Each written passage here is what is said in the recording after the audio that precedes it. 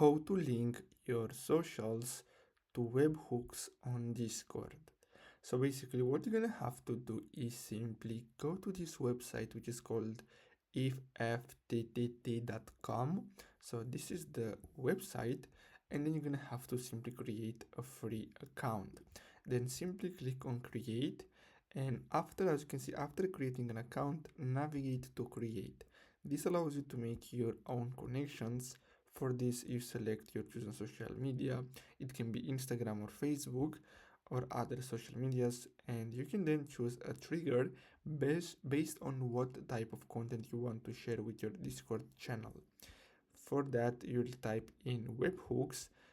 You'll then select make a web request.